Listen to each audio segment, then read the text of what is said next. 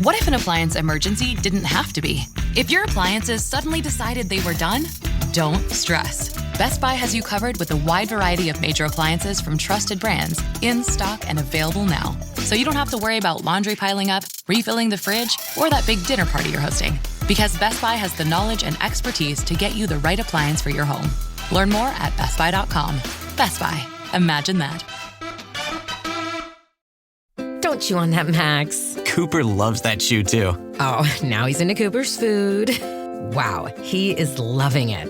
What do you feed Cooper? Blue Buffalo Life Protection Formula. He never leaves a crumb. I love it because it's made with high-quality protein, nutrient-rich fruits and veggies, and wholesome whole grains. Looks like we're switching to Blue.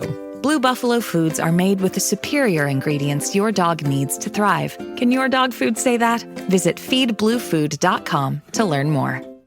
When you own your own business, you own every decision. Catch the red eye or take the 6 a.m. Make a new hire or promote internally. Celebrate a win with the toast at the gate or unwind at the lounge. Big props to this team. Some decisions are a win-win. Like earning 8 times points on Chase Travel. Introducing Chase Sapphire Reserve for Business. With $2,500 in annual value, it's the business card that gives back all you put in. Visit chase.com/reserve business to learn more. Cards issued by JPMorgan Chase Bank and a member of FDIC, subject to credit approval. Terms apply. This podcast is brought to you by Carvana. Carvana makes car selling fast and easy from start to finish. Enter your license plate or VIN and get a real offer in seconds, down to the penny. If you accept, Carvana will come pick up your car from your driveway. Or you can drop it off at one of our car vending machines. Either way, you get paid instantly. It's fast, transparent, and 100% online. Car selling that saves your time. That's Carvana. Carvana. Pickup fees may apply. Hi, it's Eva Longoria, and let's be real. After 40, we should ask for more from our skincare. I swear by Revitalift Triple Power Moisturizer by L'Oreal Paris. With vitamin C, pro-retinol, and hyaluronic acid, it reduces my wrinkles, firms, and brightens. And it's not a procedure. It's just a hardworking moisturizer. Revitalift Triple Power Moisturizer by L'Oreal Paris. Grab it today in fragrance-free or with SPF 30. Available at your local Target. That's Arthi. That's Noor. And you're listening to our bonus episode.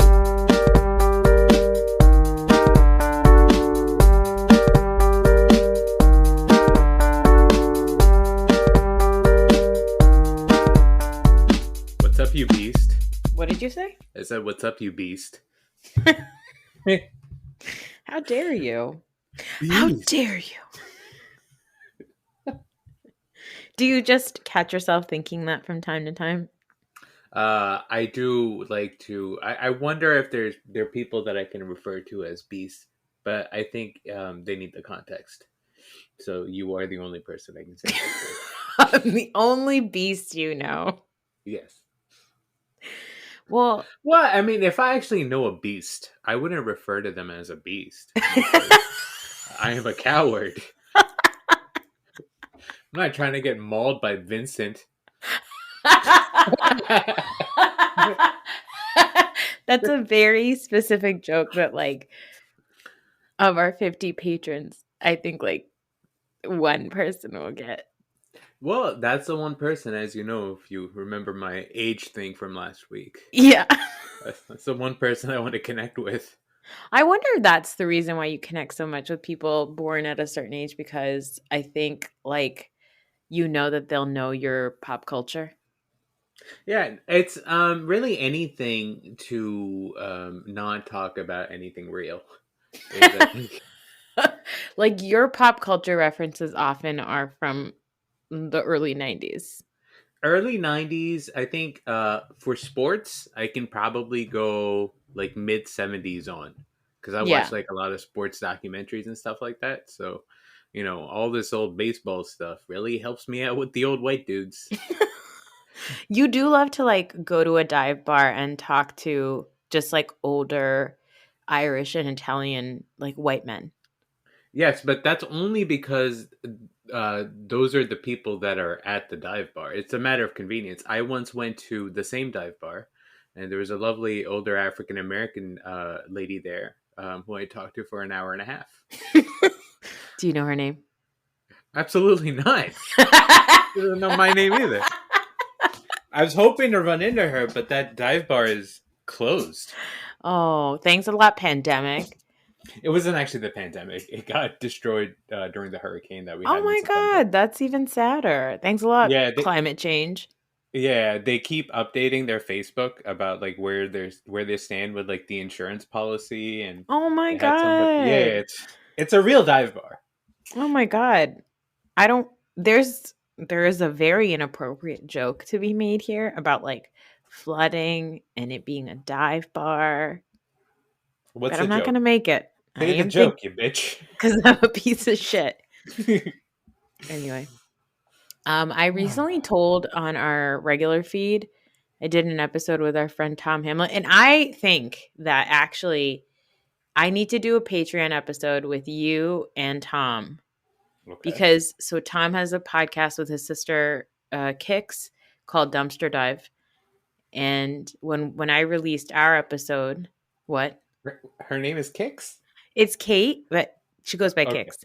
So when I released our episode onto the main feed, our Jersey recap, people were like, "Oh my God, you reminded me so much of the Hamlets."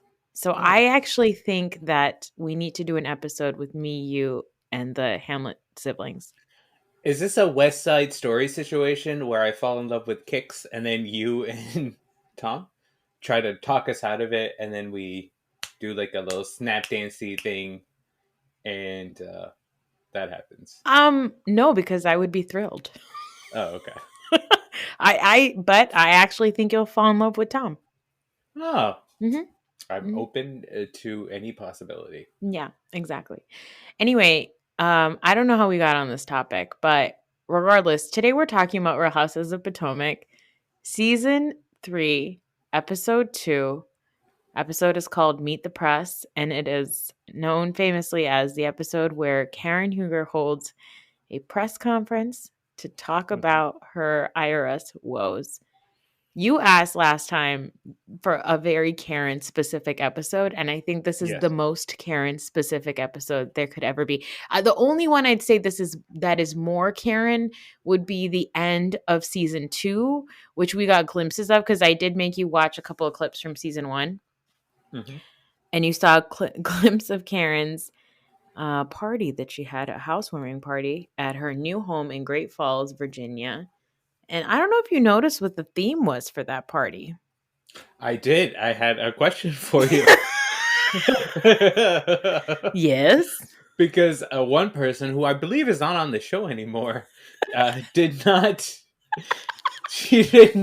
get the memo, and she misread the assignment. I don't know what the correct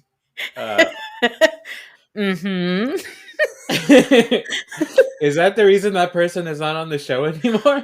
No, unfortunately, nobody decided that was a good enough reason to remove that person from the show. Well, so let me ask you a question. Uh-huh. The original intention of the party, the original costume of the party, right? That's also messed up, right? Isn't it? The whole thing is a disaster. Okay, one time our cousins, Omer and Fahad, were at our house, and that episode was on. The finale episode was on, and I ended up making them watch it with me. And mostly just because I was like, oh, Juan Dixon's on the show. Yeah. And so they were like, okay, we'll watch this. And then they were like, what the fuck are we watching? And then by the end of it, they were like, that was amazing. Because the whole episode, Karen and Ray throw like an anniversary party, but it's also a housewarming party. And you can't tell if they're getting their vows renewed, like what is happening. And they're wearing desi clothes. But like Karen keeps calling Ray like her African prince. Like the whole thing was very confusing. They had Bollywood dancers, and there's only one desi girl like at the actual event wearing, it's a hijabi, and she's just standing around like, I can't fucking believe this shit is happening. But yeah, Monique showed up in a Native American costume because she misread the theme, the Indian theme. I mean, my God.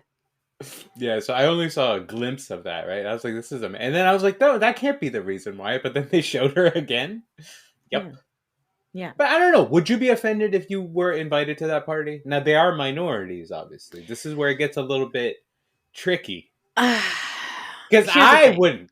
I know you wouldn't, because you don't get offended by most of these things. You're always ready to not throw the baby with the bathwater. Me? Yes. Get the fucking baby out of here. Okay. Stab it on its way out. Good God. It was my children's birthday party today. We can't be talking that way. I would have to ask a couple of questions. Like, I would have to be like, are you viewing this as a costume? Why are you using this as a theme? Is there a specific reason? Did you recently go to India and you like really enjoyed yourself and you really want to do it? Like, I need to understand the reason for why you have chosen to have everybody dressed in South Asian clothing. I would need a reason.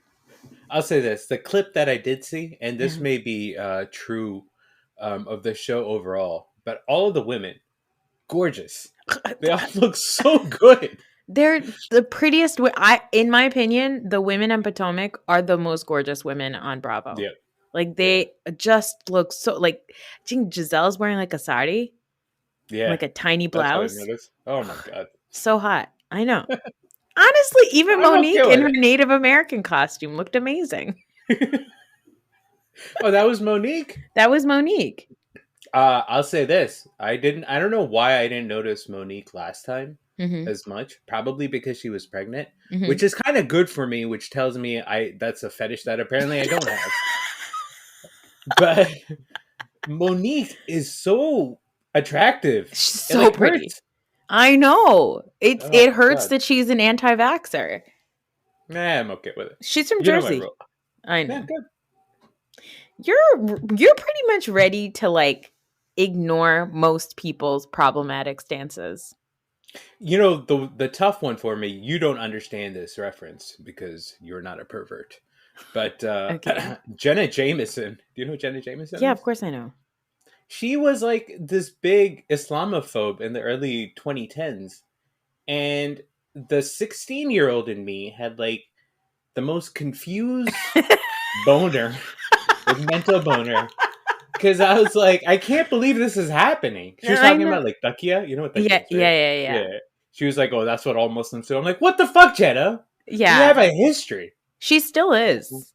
She's like apparently yeah, she's like a right winger, but she's also going through some health problems. So, you know, thoughts and prayers.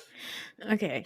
Anyway, yeah, I don't know. It's confusing. For me, it's like the lady boner is immediately gone as soon as somebody has a problematic stance.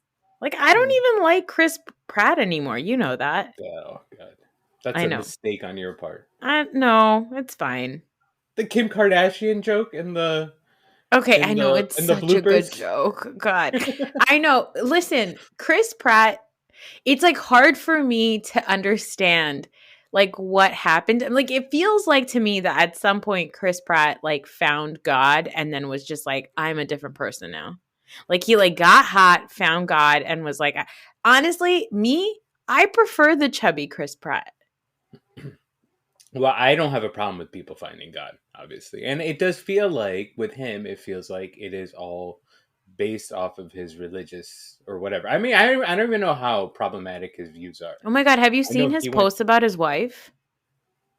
Yeah, so he loves his wife. It's weird. They're always like, here I am posting about my wife before she fucking annoys me about posting about her. Like, it's really, like, there's like always a tinge of like misogyny with his posts about his wife.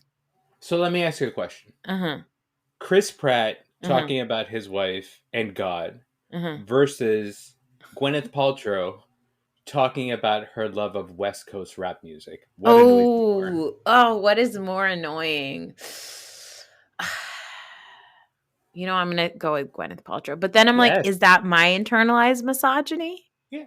Maybe it is. Well, I don't know if it is your internalized misogyny. Like, my thing with that is you have all the right to listen to whatever you want to listen to. But, like, I heard her, like, there was this interview I saw Jay-Z did with her once for one of his websites. And she was talking about, like, how much she loved, like, West Coast rap. And in the moment, I was just like, okay, you have a right to be a fan. I'm sure your fandom is legitimate. But also, I wish you would shut the fuck up. I don't want to hear this. Well, there's just something about, like, rich child of famous actors trying to be like, I just, talk about music in a certain way that like, it almost seems like this is not like trying to show like, oh, I have a personality because I listen to. Yeah, exactly. That's the problem there. You know? I was like, go mine your vagina for candle wax or whatever the hell that product is. I'm okay with that. Her vagina. Wait, is that how that candle works? I have no idea. Ooh, it's like cooter juices. Cooter juice.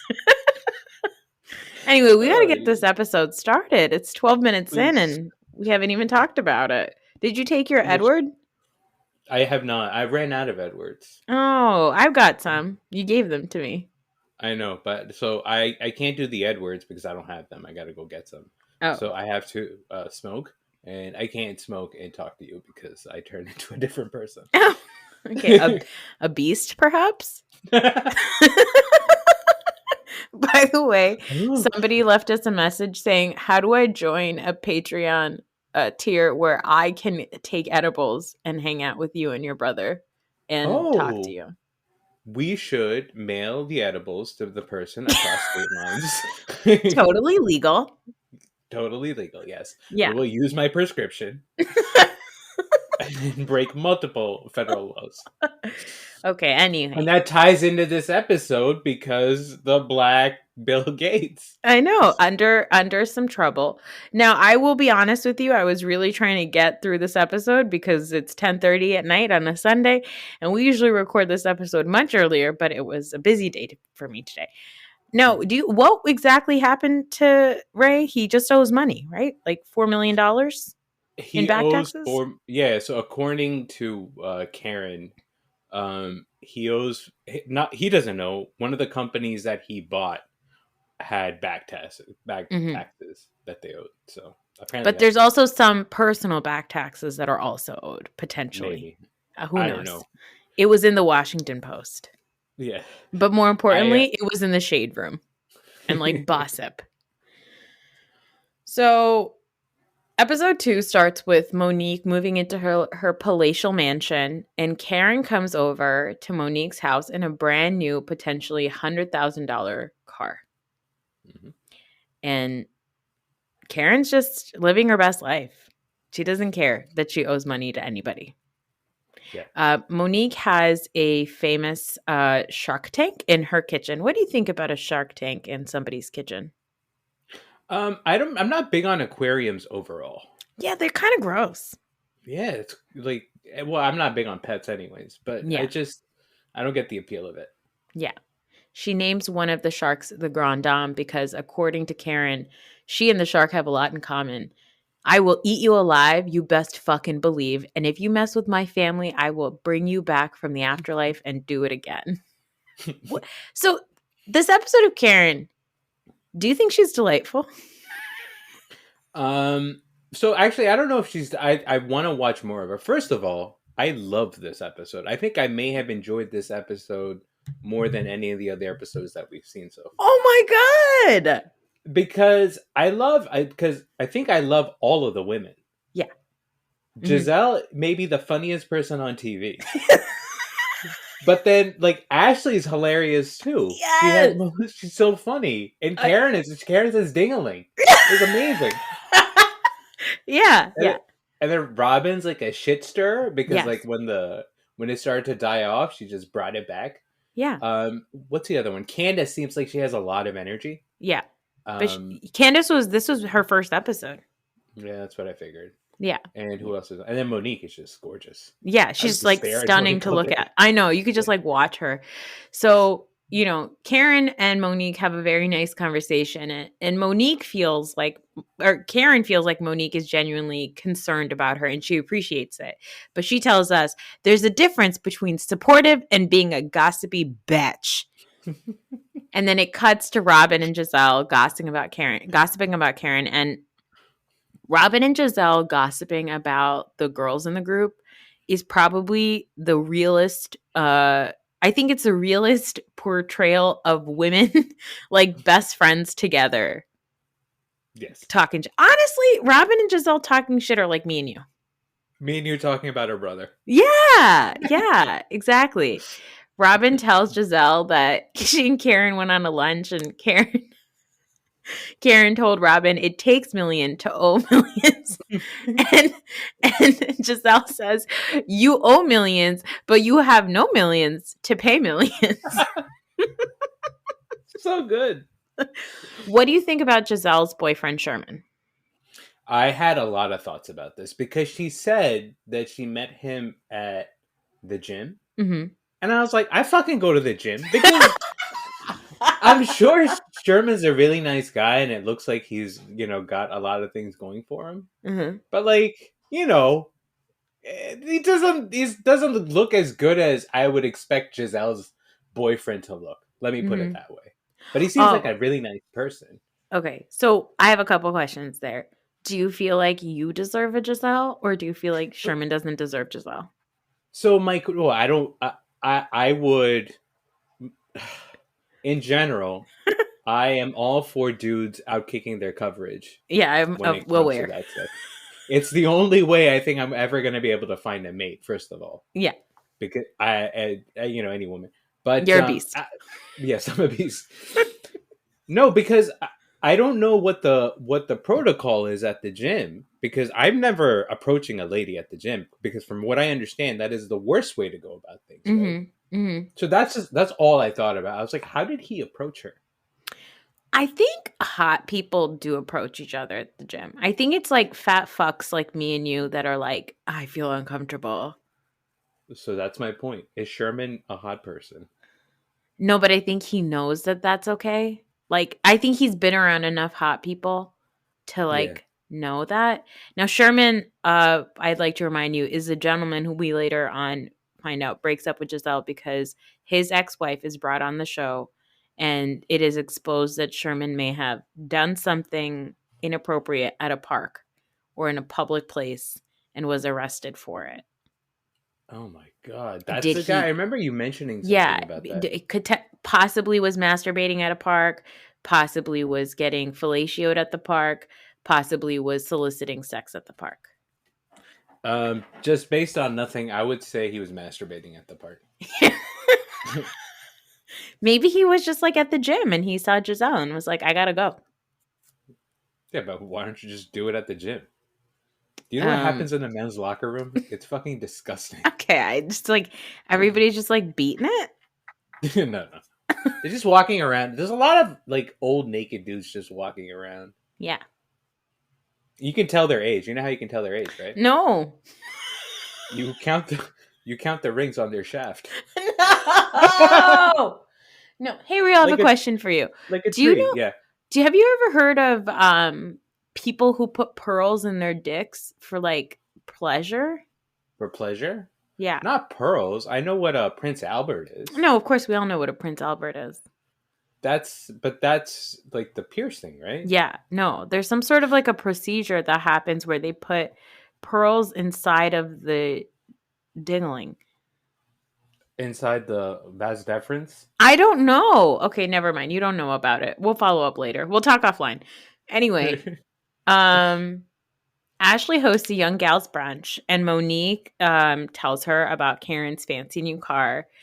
And then Ashley introduces Monique to Candace. And there's like a good amount of like healthy shade between Ashley and Monique, which I really love. Mm-hmm. She says that Ashley and Candace that I really love. And Ashley tells us that Candace won some off-brand pageant. Well, now, Ashley was Miss DC. Miss United States, right? Is that Miss USA? No, I think it's different. So there's Miss America. Uh-huh. And then there's Miss USA. Uh-huh. And then there's a Miss United States. I guess. Is that how it works? I guess. What's the big one? Miss America is the big one. Miss America is the big one. And there's a whole song. That's the one that goes into like Miss World and Miss Universe. Yeah. Remember in the 90s, we used to watch so many pageants. Well, it's a 1994 Miss India pageant, which was an all-timer. Yeah, but our mom, like, me and Daddy used to love sitting and watching the pageants with us. Yeah, that's because we got Star TV. We could finally see some ladies. When the holidays start to feel a bit repetitive, Reach for a Sprite Winter Spiced Cranberry and put your twist on tradition. A bold cranberry and winter spice flavor fusion, Sprite Winter Spiced Cranberry is a refreshing way to shake things up this sipping season. And only for a limited time. Sprite. Obey your thirst. Oh, Hilton stay. Your beds are soft and cozy. No lumpy couch, no stiff futon, no shower line at crack of dawn. Oh, Hilton stay, a holiday you're saving. When you want holiday comfort you can count on, it matters where you stay. This season, enjoy spacious, comfortable rooms and friendly service when you book with Hilton instead. Hilton for the stay. Does it ever feel like you're a marketing professional just speaking into the void? But with LinkedIn ads, you can know you're reaching the right decision makers, a network of 130 million of them, in fact. You can even target buyers by job title, industry, company, seniority, skills, and did I say job title? See how you can avoid the void and reach the right buyers with LinkedIn ads. Spend $250 on your first campaign and get a free $250 credit for the next one. Get started at linkedin.com/campaign. Terms and conditions apply. The holidays mean more travel, more shopping, more time online, and more personal info in more places that could expose you more to identity theft. But LifeLock monitors millions of data points per second. If your identity is stolen, our US-based restoration specialists will fix it guaranteed or your money back. Don't face drained accounts, fraudulent loans, or financial losses alone. Get more holiday fun and less holiday worry with LifeLock. Save up to 40% your first year. Visit lifelock.com/podcast. Terms apply. Here's my 30-second story with Guinness. As soon as my sister and I get home for the holidays, we don't even unpack. We head straight to our pub. The bartender already knows our order, Guinness and fries. We laugh all night, catch up with old friends, and walk home with faces sore from smiling. It's one of my favorite nights of the year. That was my 30-second story with Guinness. Guinness Draft Stout. Please enjoy responsibly. Imported by Diageo Beer Company, USA, New York, New York.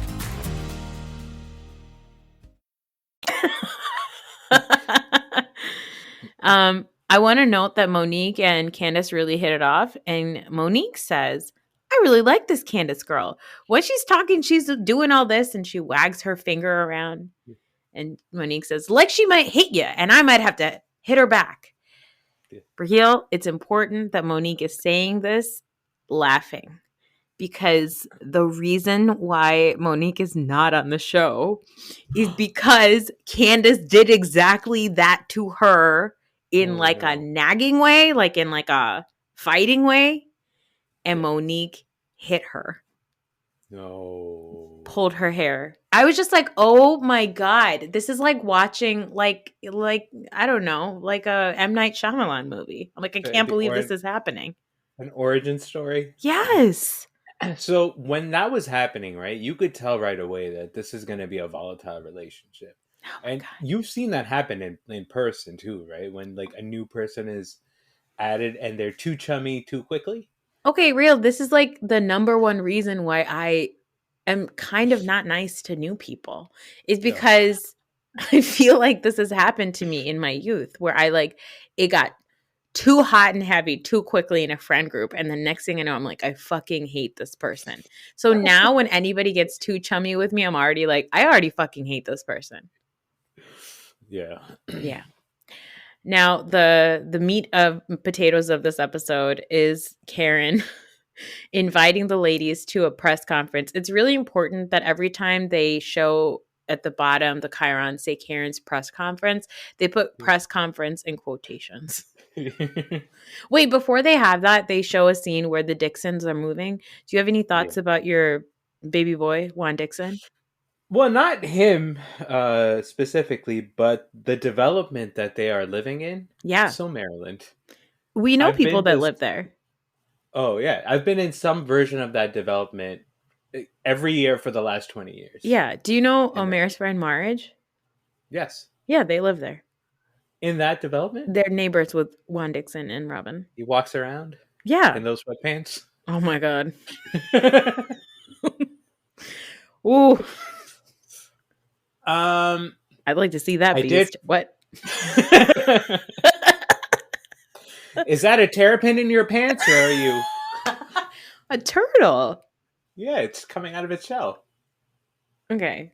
I've the got balls are the we're chef. going into circumcision jokes here. I don't know what's happening. I did find that little moment. I mean, I don't know if I'm going to watch more of the show, but I did find that part interesting when she's talking about being with him when he didn't have money and when he did have money and all that stuff. Because again, I have a history with Robin. You do. You love her Yeah. so much. And isn't she just like so stunning? She's so funny. Oh God, I love her. And she's like low key energy. Like she's not like too much. Like I'd love to hang out with Robin. Because Giselle, when she comes to visit her, kind of shits on her House? apartment a little bit. Yeah. Well, that's Giselle. Is Robin like significantly less well off than the other ladies? Yeah, she literally lost all of her money. They lost all of their money.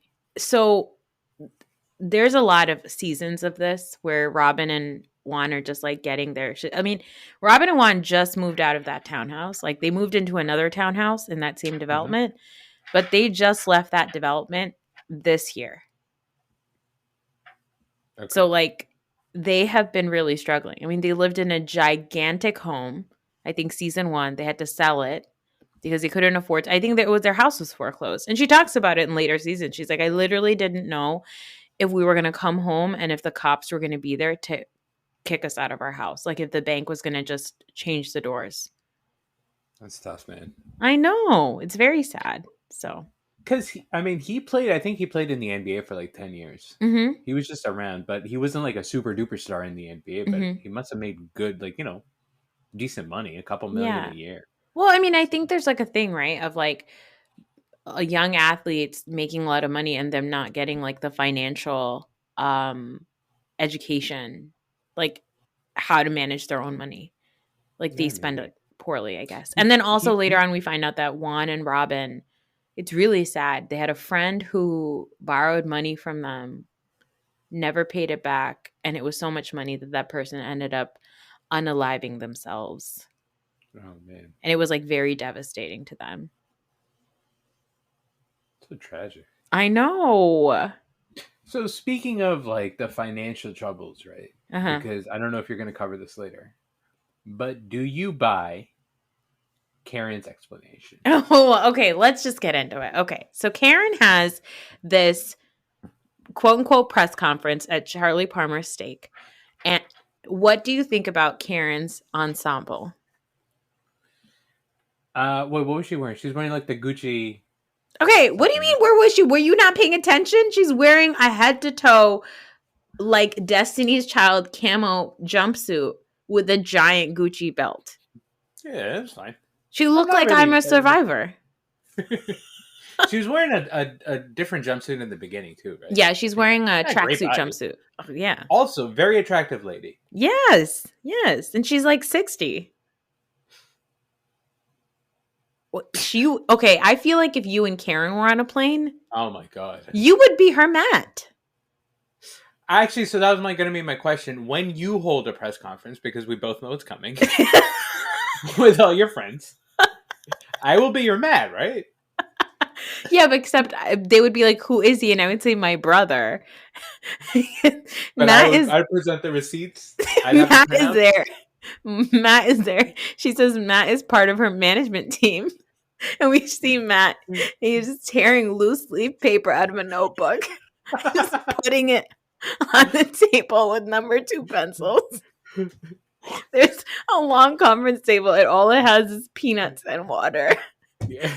And Karen says, I want Matt here to witness their hyena behavior.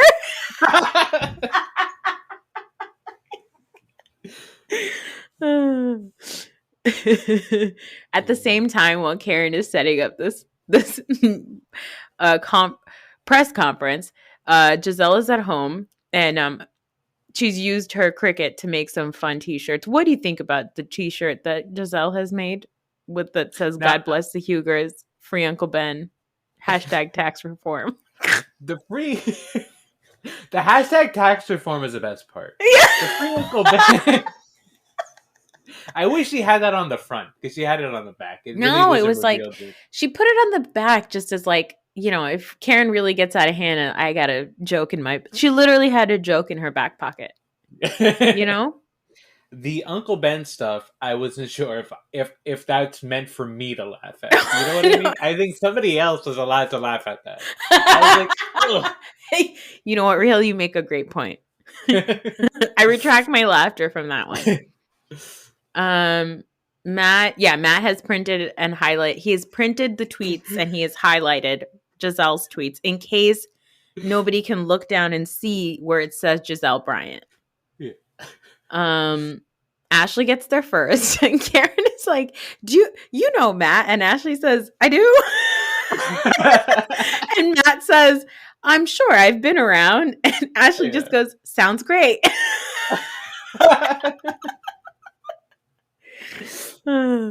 Monique comes next. She's also confused about who Matt is. And then she asks about food. She's like, "Are we going to eat?" And Karen says, "Only peanuts until I'm done with my meeting."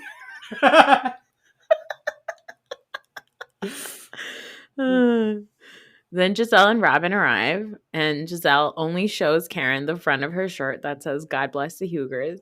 But Karen knows something is up. Yeah. If you were having legal troubles, yes, and I wore a shirt that said, "God bless Raheel," you should know that I would have a joke on the back. That's how you'll know. Nothing less. Yes. There's no sincerity. No, none. None. Karen starts the meeting and she says she's doing this to hear what everybody's been saying and she's not into the gang mentality.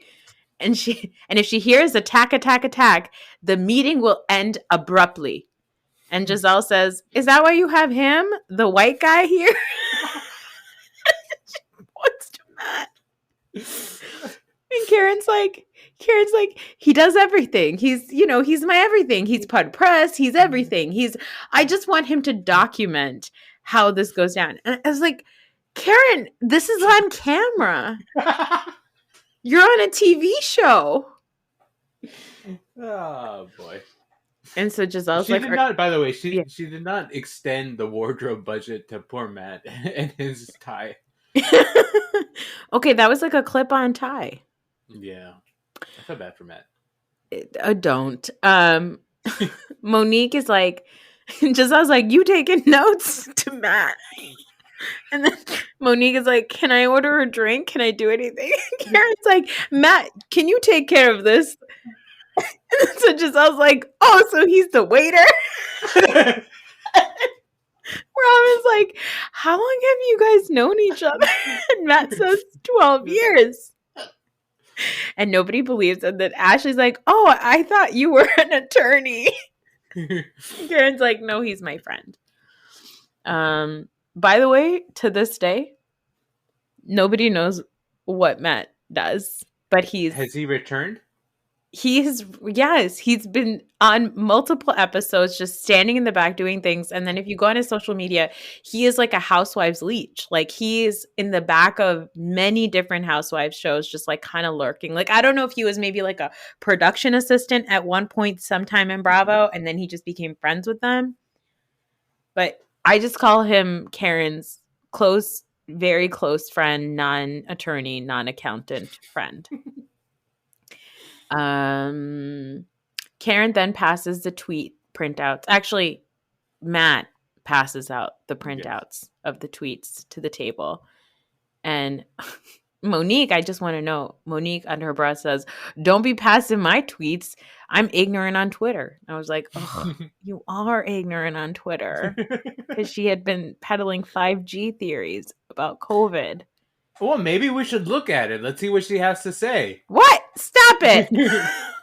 Now, that's one thing that you can't not talk to somebody, right? Yeah, of course. If you were at a dive bar and somebody as stunning as Giselle started talking to you, and then she said, "Well, I don't know." At a dive bar. Oh, I mean, you know your crowd at the dive bar. Yeah, exactly.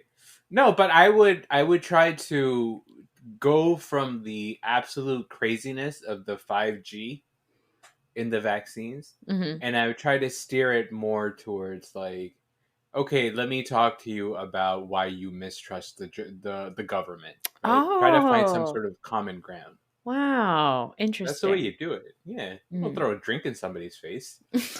I would. Anyway, the girls are just like reading the tweets and cracking up, and Giselle is like, why would you, or no, Karen asked Giselle, why would you tweet these things about me? I thought we were friends. And none of the tweets are bad tweets. So, what didn't she like about the tweets is my question. Karen didn't like the fact that Giselle was on social media talking about this stuff at all, period. Mm-hmm. Karen's That's whole what I thing think. is there's a lot of stuff that gets said about everybody's significant others and everybody's personal life on social media, but Karen is never the one to bring it up. And that's actually pretty true. Like, Karen, except recently, now she's just like, fuck it, I'm going to talk about everything. But in the past, at this point in the show, there's a lot of things about everybody's lives, but Karen's never the first one to bring it up. Usually it's Ashley. Ashley usually brings it up, or Giselle. And I think that's like Karen's thing is like, I don't disrespect you like that. Like, why do you have to talk about me? But it's great because Giselle says, no, she didn't actually tweet it. She just retweeted the Shade Room. Yeah. And Karen, this is my favorite, Karen says, I thought you invited the Shade Room. And Giselle says, what? No, I hashtagged them. Do you know how Twitter works? And Karen goes, well, I do tweet occasionally. Giselle explains to Karen how tweets work. And everybody is mostly just trying to say, like, look, everyone's confused why you moved. Because Karen lived in Potomac. Yes. Sold her house, said she was going to downsize, and bought a moved into a rental that was $10,000 a month in Great Falls, Virginia. And it's that like giant mansion that she's like just so that's what I was confused about, because at the beginning of the show, right? Yeah. They're talking about like her financial troubles. Yeah. And then they just show her being all sad in this house. And I was like, wait, is this the house that she moved into because of her financial troubles? It was so confusing, right? It's a bigger house than, any house I've ever been to. Yeah. You want to know what they do later on this season? So. They don't believe that Karen even lives in that house. They think that it's just a house that somebody lets her use during filming. Yeah. So Robin, Giselle, and Ashley say they're going to drop off a pizza. They're going to deliver a pizza to Karen's house.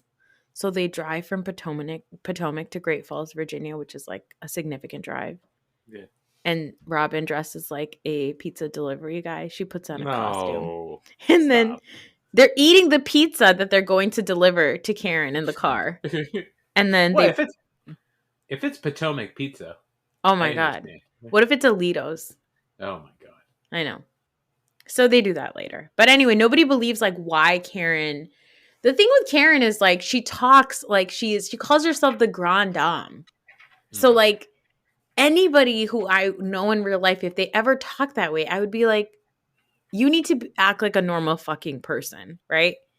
And that's the thing about the women in Potomac is like they might be eccentric in some way or silly and funny, but I feel like that's their personality. Like, yeah. I'm not confused about the people that they are. I think with Karen, she puts on she's like a performer. Like she has like a persona almost. So I think that's like mostly what they're trying to figure out. But they ask like Karen, what's the reason why you moved? And then Monique takes out a piece of paper and the pencil and starts to write it down. And as soon as Karen sees it, she's like, hey, no notes right now. And then Monique is like, I thought the pen and paper was so that we could take notes. Robin tries to explain to the women, she just wants to be, they just want to be friends and have an honest conversation. And they just want to know, did you move out of your house in Potomac because of tax issues? And Karen says, no, it was not. I understand why you think it is. Timing is a motherfucker. Do you have Giselle's quote at the press conference? She says something about, I don't know. She was talking about like Karen's money issues, and then she also brought up her hair. Do you have that? No, I missed it.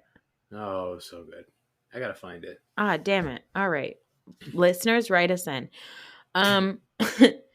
And Giselle's like, so what about all the stuff that we're reading in the Washington Post? And Karen says, it's not my business. It's Ray's business. It has nothing to do with me. And then they're like, yeah, but like a husband and wife usually are together and they understand each other's finances. And then Karen is like, so what do you want, Robin? Do you want my checking account? Which like, I don't know what that would prove. Yeah. And then it's great because it keeps cutting to Matt just kind of nodding along. But my favorite person on this episode is the waiter who has poured the champagne and is just, he's just standing around. He's listening, he's learning, he's laughing, he's loving. The first cut to the waiter is incredible. Like the first time. But then they showed him like 3 more times. And yeah. I was like, all right, I get it. Yeah, no, I love him. Karen basically tells the women that she is married to Ray, but she's financially independent. She said she had a divorce before and she always wanted to keep her own money, which is also confusing because they're like, but you don't work. So where's the money coming from? How are you financially independent? Nobody believes her. Karen tells them that they're like, did Ray ever tell you about this before? I just love the fact that Ray is like, I did tell you, you just weren't listening.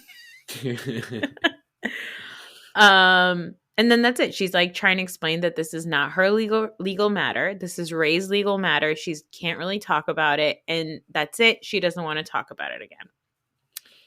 And this is where it gets really good. Ashley says, that's great. I have one more question.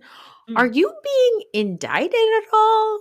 And Karen cackles and says, are you indicted, Ashley? Is Michael getting indicted for his dingling swinging across Instagram? No? Do you have any questions about that? About Michael's dingling on Instagram? No, I think we touched on it last time, and I believe it wasn't on Instagram. It was on Grindr, right? Well, then it got posted on Instagram. Yeah, online. Okay, yes. Yeah. Ashley's like, excuse me, was that in the Washington Post? As if it were on the Washington Post, it would be like worth it to talk about.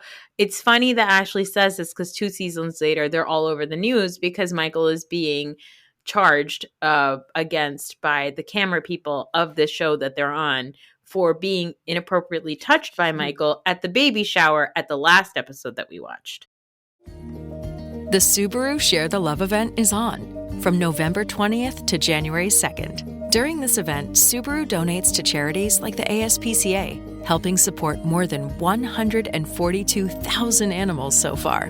When you purchase or lease a new vehicle during the 2025 Subaru Share the Love event, Subaru and its retailers will make a minimum $300 donation to charity. Visit Subaru.com/share to learn more. Abercrombie Kids is bringing the cheer all holiday season, and the gifts too. No matter how long their wish list is, there's always room for just one more. Whether it's a new winter coat, an extra pair of jeans, or cozy matching sweat sets, get gifting with looks they've been waiting for all year. Shop Abercrombie Kids in the app, online, and in stores.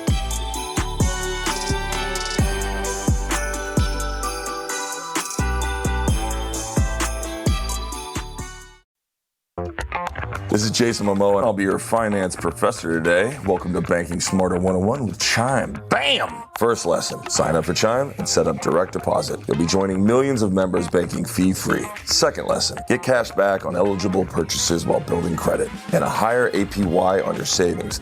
That's how you bank smarter this season. Fa-la-la-la-la, class dismissed. Join Chime today. Chime is a financial technology company, not a bank. Banking services and a secure Chime Visa credit card provided by the Bancorp Bank N.A. or Stride Bank N.A. Members FDIC. Optional services and products may have fees or charges. Details at chime.com/feesinfo.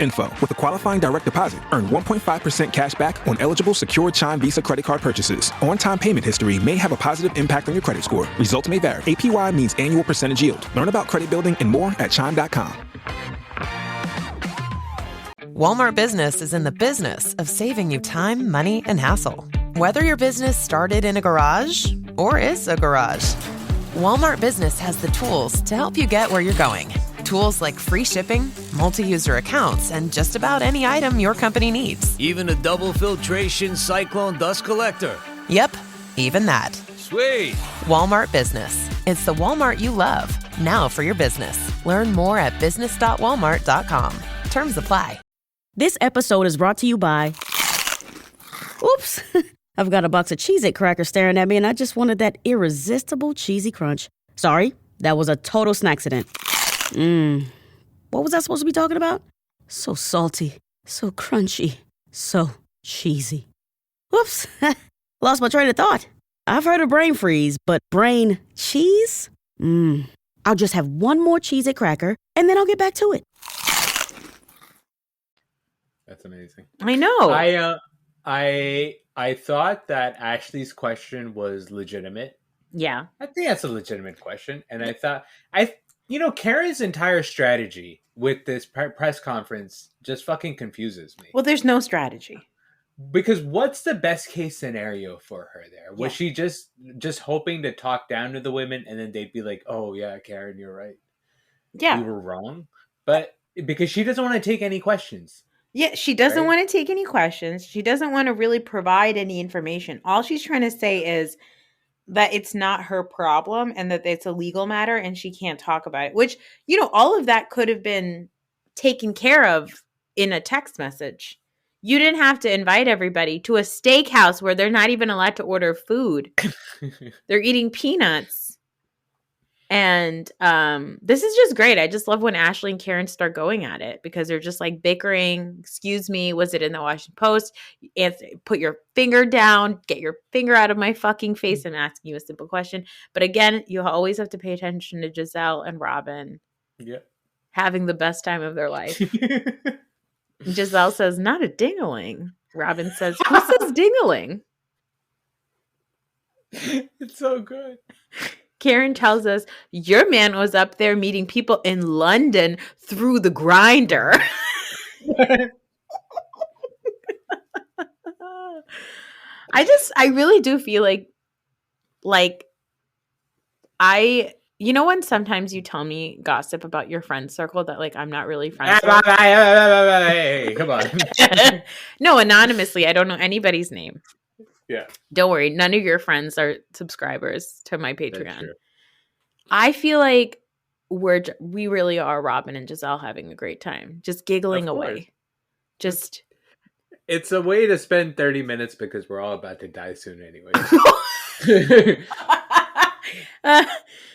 But the Karen keeps saying no further comments, no more questions, no further. I love the way Karen talks because she has this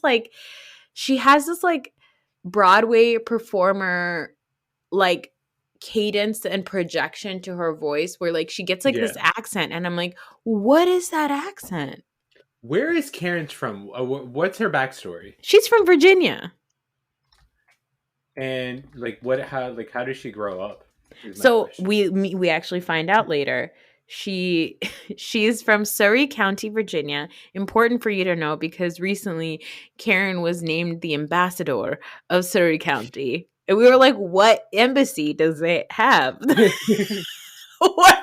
What does the ambassador of Surry County do? But her family, it's like a pretty amazing story. Her family is they own like farms in Surry County and they're a pretty successful business. And, it's a big deal that like her family, they were slaves who ended up buying their own land. Yeah. And buying the land that they used to work on generations before. Because there is something like old school about her, right? Yes. And that's not just her age, right? But even like her mannerisms and stuff like that, right? I'm just like, where did you get this from? Yeah, I think there's something about Karen that like even when she goes to visit Monique, she says it's so nice to see like such a wealthy Black family in Potomac because there's just not a lot of us here. I love that actually about all of the women, which is like none of the women are really like born rich or anything. They're all women who have, Ashley's married a rich white guy, but they're all women who have, experienced a status later on in life after coming up, Yeah. Well, actually, and also Candace was born into a rich family or like, you know, Rich but is like because hardworking doctors. Like, yeah, it's not like her exactly. parents were rich, you know, they became rich because they were doctors. So no, exactly. She was like she was working at a restaurant when she met her fiance, right? yes, yeah, exactly. So I think there's like for Karen's generation, I wonder if it is something like when you become wealthy, that is the way you talk. Yeah. That is how like wealthy people. By the way, we met Karen's family a couple of seasons ago. None of them talk like Karen. It's just her. It's just Karen. It's just like her, like she kind of sounds like what I would like a Julie Andrews. It's like Julie Andrews. That's what she sounds like. I love it. She says no further questions, no comments. And then I love that the women, like Karen's trying to have this press conference about her stuff, and the women then start talking to each other about how they all file their taxes. Which is like a very much a real life thing that happens where like somebody sits down to like share something important and then suddenly the conversation just changes to like a kind of adjacent topic. Like yeah, exactly. Robin is like, yeah, I know about all the finances. I knew about every single dollar he spent. And then Monique's like, I sometimes know more than he does. And how do you file your taxes? I file mine married, but single and separately, but like jointly. I just love it. I love all of it. Ashley points out that they're going to get more information from the blogs than they would with Karen. And Karen's like, all right, well, then we're done here. Mind your fucking business. And then Matt is about to say something and Karen cuts Matt off because she's getting irate. The ladies feel like they're just not getting anywhere with Karen. Karen starts to get upset. She's like, because Robin's like keeps trying to push back to say, look, we're not talking shit about you. We just want to know what the truth is because you lie about little things. So it's hard for us to believe this big thing. And we're just trying to get to the bottom of it because there's a lot of holes in your story. So Karen gets upset and she stands up and she starts to kind of shout at Robin and tells Robin to get the fuck out and says, stop attacking me. And they're like, we're not attacking you, Karen. We just want to have a serious and honest conversation. And Karen says, well, if you don't want to attack me, then stop talking about Karen Huger. And then Robin says, well, you invited us here, Karen Huger, to talk about Karen Huger. And then as soon as Karen hears that, she says, all right, I'll sit back down. And then it just kind of goes to like a to be continued. It's just so good. I just love the show. So these are my favorite women overall. I'm so excited. Yeah, so they've replaced New Jersey for me, for sure. Also, don't you get the sense that like they're hanging out when the cameras aren't rolling? Yes, exactly. At least Robin and Giselle, for sure. 100%. Yeah. And now Ashley hangs out with them all the time. Oh, really? Mm-hmm. Even Karen, they were making TikToks a couple of weeks ago. There's no filming. I want to hang out with them. But back to my first question. Yeah. Do you believe Karen? That she didn't know? Yeah, 100%. I believe her. Right? I now in my adult life know a lot of women that have had shit happen to them because of their questionable spouses.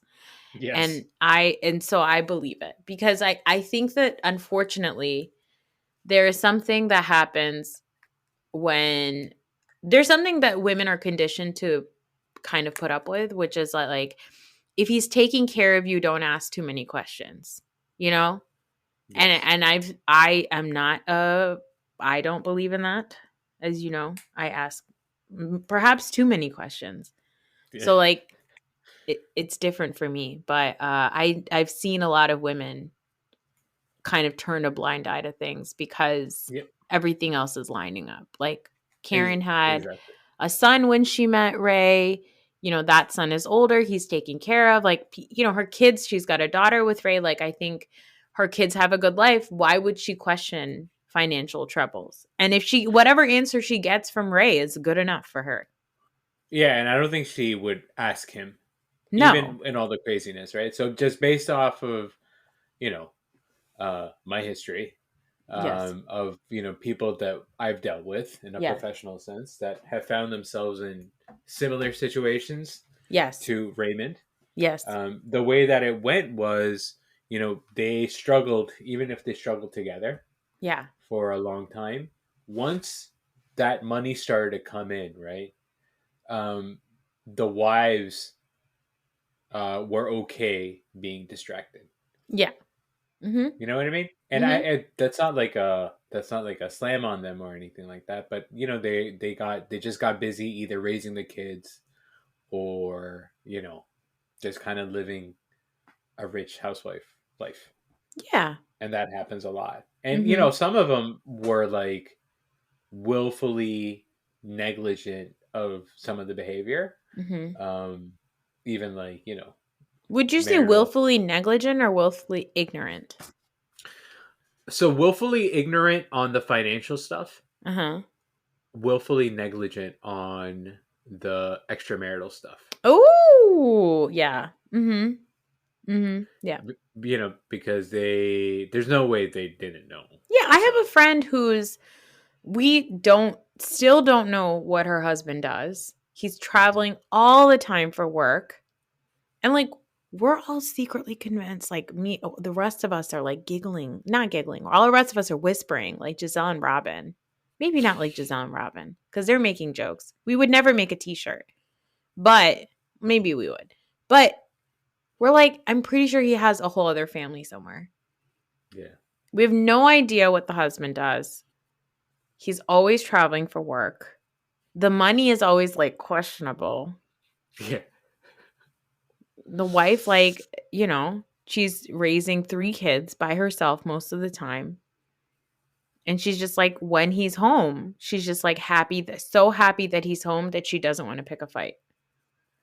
And that's You it. think that's what it is? And I think okay. like there's also a lot of pressure on women, especially culturally for us, like for South Asian women. But I mean, I can imagine this being true for any culture because the patriarchy knows no bound. But I think that there's a lot of don't huff and puff for heel. Don't. This is, you know, at a dive bar, I'd walk out right now. No, at a dive bar, I'd get booed out. They would kick me out. They would say, "Excuse me, the only Pat we know here is St. Patrick." What? I wouldn't even finish my chicken wings, which is why I used to go to this side. I'd be like, "Can I get a box?" You would throw the bones at me. Yes. Yeah. I think that there's a lot of pressure on women to keep a happy house. You don't ruffle your husband's feathers. You should be grateful that he's a breadwinner. You shouldn't ask too many questions. And unfortunately, even in, you know, independent Western society where women are like feminists and everything, it still happens all the time. But it is also an easier life, though, isn't it? Like, I don't know if that's a bad thing to say, but isn't not worrying about the finances or being okay with extramarital affairs and stuff like that, right? Isn't that an easier way to go about your existence than like actually worrying about the finances and actually being worried about it's the Carmela Soprano thing. You haven't watched The Soprano. No, but I know what you mean. Yeah. The Gumars, yeah. Yeah. Right? You gotta be okay with the Gumars. Well, that's the thing. It depends on the what I've married into. If I'm going into a marriage knowing that these are some things that I'm just going to have to accept, like say Ashley Darby, right? Then you're like, okay, this is just what this is the life that I've chosen, is that I'm going to purposely ignore some things. But if I'm like marrying, you know, if it's like Robin and Juan, where Robin came up with Juan and they grew up together and she stuck by him when he had nothing and then he cheated on her, but she's still stuck by him, right? Like, I think there's a difference because there's like I feel like they're actually talking. They're actually like trying to get over it together rather than just one person ignoring it and moving on. And so I think there's a difference in like I've said it before. If I married a super rich person, I would ignore it because I would know I'm marrying this person for their money. So what if, you know, your husband, who I love very much, right? What if he hits it big? I don't know by doing what, but like, let's say like Batman fans start making $20 million. And like a cross section. They give you $20 million for being the best Batman fan there ever was. Exactly. You're the best little Batman boy ever. Huh? So let's say if that's what happens, right? And he's like, okay, I have to be fully devoted to this new profession. right? I'm being a So Bat I'm gonna fan. be out a lot. Yeah. Would you be upset if he doesn't share as much as he does now? Okay, it's very different. Of course I would be upset. Be like, motherfucker, you better give me at least 10 of that 20 million for being a little No. I'm Batman. saying he's making sure that that you have enough money. You have enough money to keep yourself, quote unquote, distracted. Right? Would you care? Because, seducing your husband is pretty easy. I can seduce your husband if I wanted to. All you gotta do is, put, a Batman cowl on your head and a Donovan McNabb jersey. Oh, no. Now you know how my 2 babies were born. And then you rub carrot cake all over your body. You're letting out too many of our my family insider secrets. I can't believe I told you this. No, I would be super upset because I married him for his company and his companionship. I didn't marry him for money. I guess. Is he getting blowjobs from little Catwoman fans? What's happening over there? Also, he's not the kind of person to accept. I would be really annoyed with him, but you also know that he's not the kind of person that would accept a $20 million position if the price was that he couldn't be with his wife and kids. Not with his wife, whatever. With the kids. Yeah. With the kids, he would want to be around his kids. No, but you can provide more, right? If you have more money. You can set those kids up for life. No, but the kids want his company. They don't give a shit about the other stuff. I was thinking about this. How rich do you want to be? Me? Yeah. It's tough. I decided for myself this past weekend. Mm-hmm. I want to be my face on the billboard rich. Okay, but for what? Because sometimes they put fugitives on the billboards. It has to be my picture, not a sketch. But put fugitives on billboards. If I own an auto mall or something or car dealership, I'm sure I'm pulling in a couple $100,000. Okay, a car dealership. Hello, you're making tons of money. Yeah, I know exactly. That's how. Okay, I think you should. You know what? I think you should aim to have a billboard, but a small business a Remax billboard. guy. A Remax guy. Oh, okay. Those people make good money. Yeah, I think that's pretty good. If you can pay for a billboard on the turnpike, come on. I know. Yeah, I don't want to be that rich. I want to be rich enough where flying first class is fine. It's the norm. It's the default option, right? Yeah. I just have gotten to the point where depending on the length of the flight, I will pay for extra legroom. Yeah, so I am nowhere close to that right now. Yeah, I think you are. Well, it happened once. Yeah. I am. I also wanted to be, we've talked about this. I think Jersey Rich is having season tickets to a Giants game. Yeah, exactly. Season tickets to a Giant game, tailgating at the stadium, maybe having a shore house. Yes. Yeah. That's Jersey Rich. And that sounds pretty comfortable. Yeah, I think that's how rich I want it. But I've looked into season tickets and you have to be very wealthy to have them. Exactly. And then I'm like, how do people have these? Just like when I'm getting on a plane. Well, just like when I'm getting on a plane, I'm like, how did these fuckers afford all these first class seats? Because there's some people that you can, that are in business attire or whatever. You're like, okay, I get it. But there's some dudes that are just in sweatpants and stuff like that. Right? I mean, I would be a dude in a sweatpant. Yeah, exactly. Yeah. That's how rich I want to be. We're flying first class. I think that's the best way. But I would never want to be rich like private jet. Rich. Oh, no. No. That's irresponsible. I don't care about that. I would be upset about the amount of money I'm spending. Would you want a boat? I've been on a boat a couple of times, and none of those times was I want to spend more time on this boat. I wanted to get off the boat. Mm-hmm. Do you want a boat? No. Like a yacht? I'd like to maybe, I used to watch Below Deck. Yeah. I was thinking, well, maybe I'd like to go on a vacation on a yacht, right?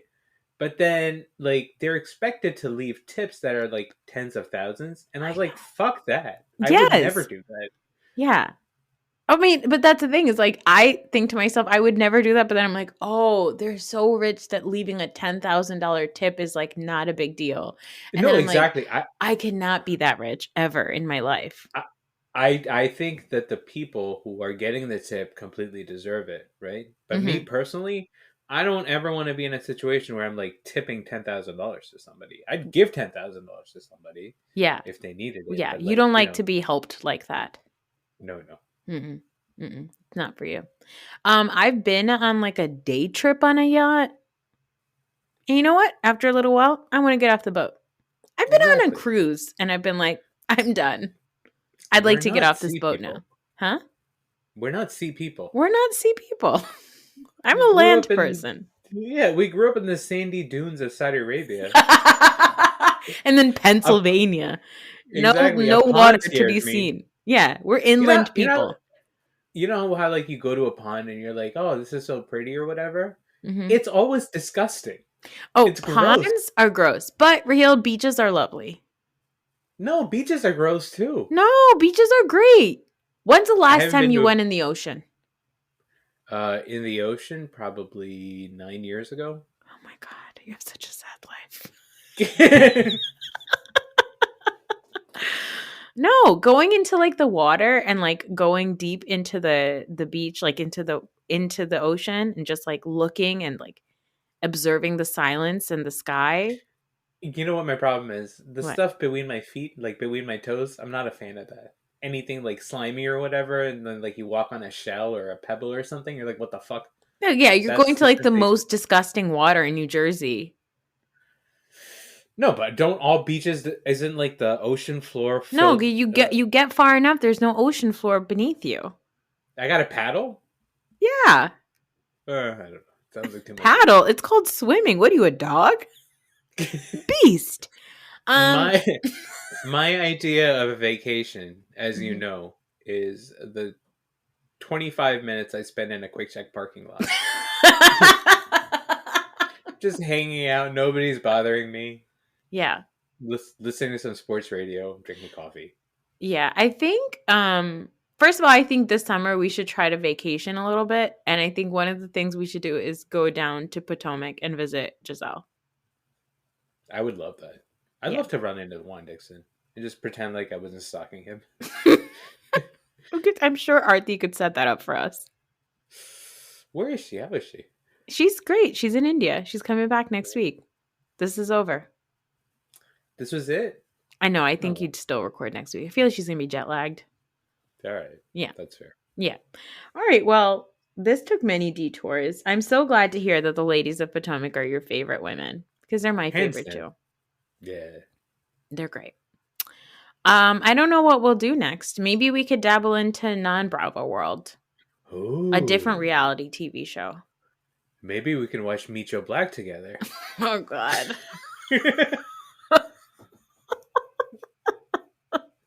Is it the highlights? Is that what does it for you? Or is it the peanut butter on the spoon? It's the way he reacts after eating the peanut butter. This is quite good. No, Anthony Hopkins is very good in that movie. Yeah. And Claire Forlani is Wawa. Hello, nurse. She's a doctor. No, I mean, I just mean hello, nurse. Like, you know, like an old-timey cartoon. Like a dog losing it. Like, ooga. All right. Anyway. Okay. Okay. Goodbye.